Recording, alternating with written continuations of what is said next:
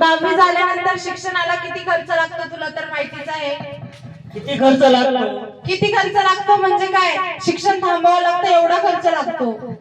आता शिक्षण थांबवायची काही गरज नाही. कसं काय? राज्य शासनाने काही आपल्याला सवलती दिल्या आहेत, कोणत्या सवलती? जसे की पोस्ट मॅट्रिक योजना.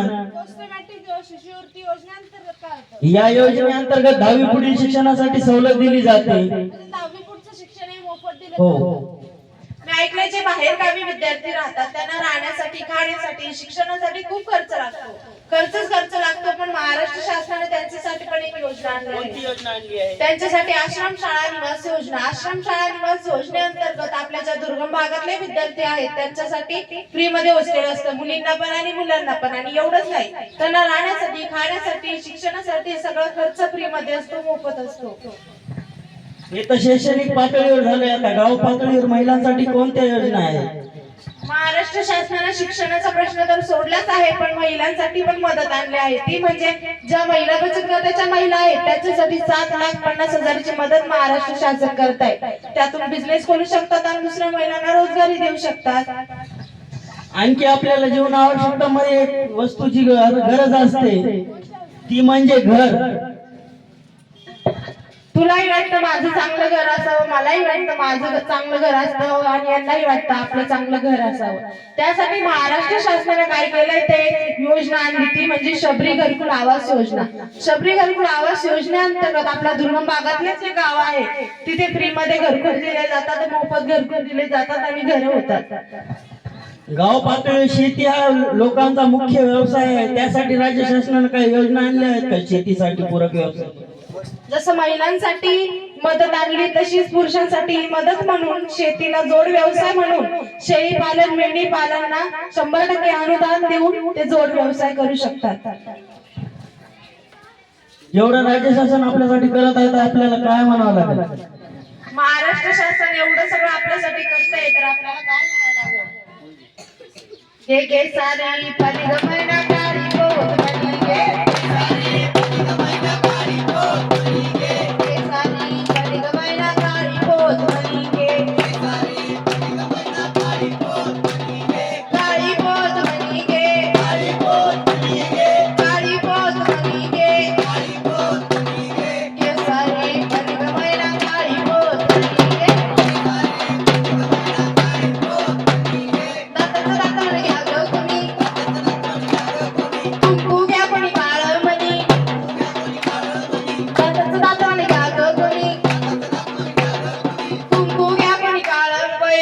कुंकाचा जमाना गेला आणि आता टिकल्याचा जमाना आला.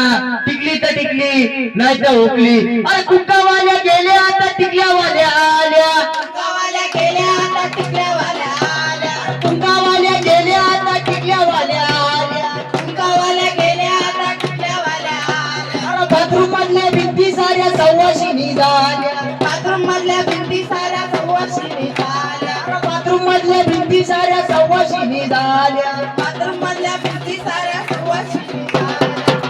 अरे बाबा, आता टिकली काही विकायची गरज नाही. महाराष्ट्र शासनाने एवढा विकास आणलाय, एवढ्या योजना आणल्या, त्याचा लाभ आपण घेत आहोत आणि घेणार आहोत. तर आता आपल्याला काय म्हणायचंय? घे शिक्षण, घे आरोग्य, घे विकासाची गंगा घे. शिक्षण घे, आरोग्य घे, विकासाची गंगा घे. आदिवासी योजनेचा लाभ घे. आदिवासी योजनेचा लाभ घे.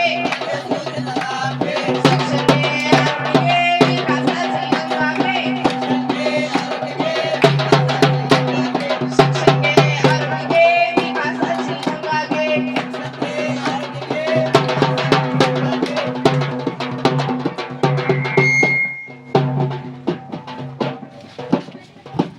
सगळ्या विद्यार्थ्यांनी आमचा कार्यक्रम बघितला. त्यांचा